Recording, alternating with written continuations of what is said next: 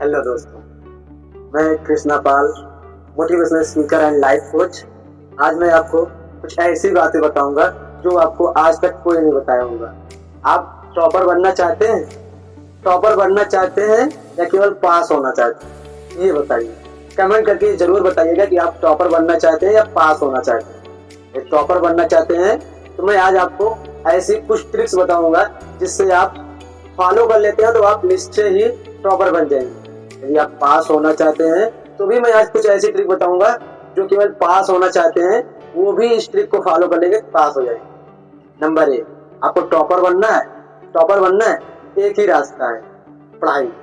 पढ़ाई के अलावा आप कभी भी कहीं पर भी टॉपर नहीं बन सकते, क्योंकि शिक्षा एक ऐसा क्षेत्र है ना जो हर क्षेत्र में शिक्षा का मायने होता है।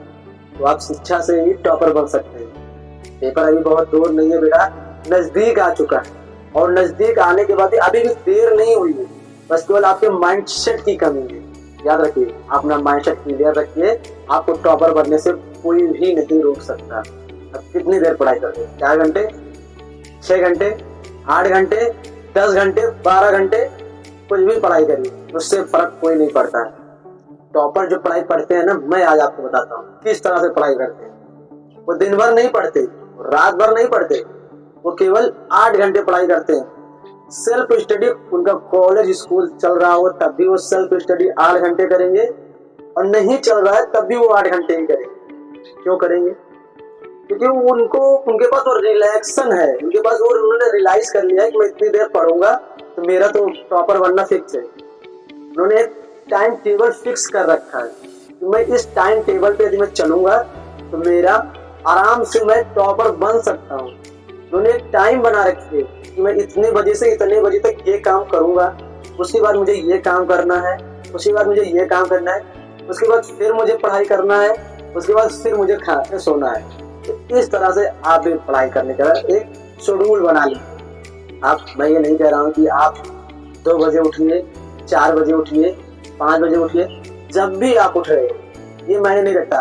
आप जब भी उठ रहे हो, याद रखिए, सुबह यदि आप सो के उठ रहे हैं, कितने बजे भी आप उठ रहे हैं, बस केवल एक बात याद रखिए कि आप जब भी उठ रहे हैं एक टाइम देख लीजिए। उस टाइम से आपको केवल 3 घंटे सुबह मेहनत से पढ़नी है। उस 3 घंटे में आपके पास कोई डिस्टर्बेंस नहीं होना चाहिए, किसी प्रकार का रोक टोक नहीं होना चाहिए, कोई शोरगुल ना करे। एक फ्रेश मैच्योर लोगों की तरह आप पढ़ने बैठिए, फ्रेश माइंड सेट की तरह पढ़ने बैठिए कि मुझे आज इस 3 घंटे में इतने टॉपिक को क्लियर करना, ये पढ़ना है। अगर इस माइंड सेट के साथ आप हैं तो आप निश्चय ही याद रखिए कि आप ये कर पाएंगे, आपको करने से कोई नहीं रोक पाए।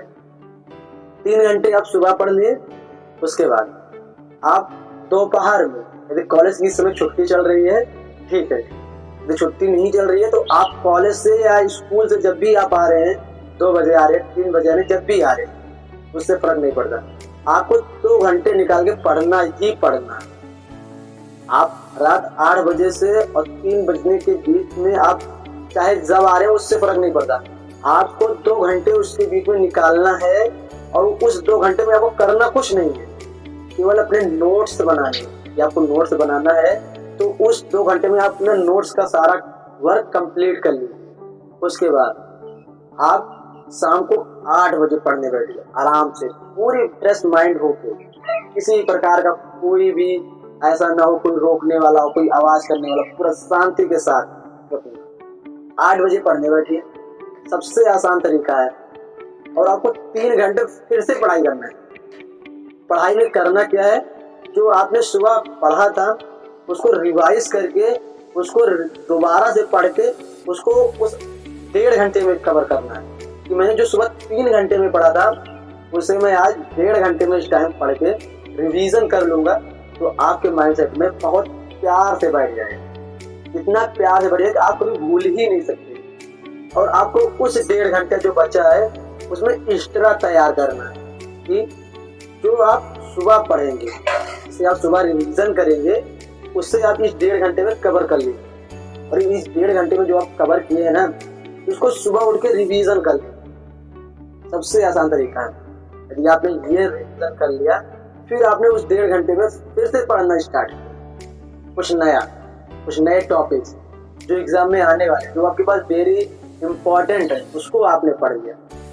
तो आपको ऐसे डे बाय डे आपको एक दिन में नहीं रियलाइज होगा मेरे दोस्त। आपको ऐसे सिर्फ 7 दिन करके देखिए, केवल 7 दिन इस ट्रिक को फॉलो कर लीजिए।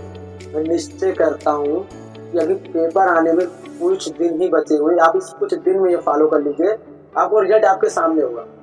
आप कमेंट में आकर खुद बोलेंगे सर आपने कितनी अच्छी बात बताई है। और आपको केवल पास होना है। पास होने वालों के लिए सिर्फ एक आसान सा ट्रिक है, इनको सोना भी है, खेलना भी है, सारे काम भी करना है। केवल वो चाहते हैं कि मैं पास हो जाऊं, मैं उस पॉइंट तक पहुंच जाऊं, मैं फेल ना हो सकूं, बस उनको इतने से मतलब है। तो उनके लिए 3 से 4 घंटा ही काफी है।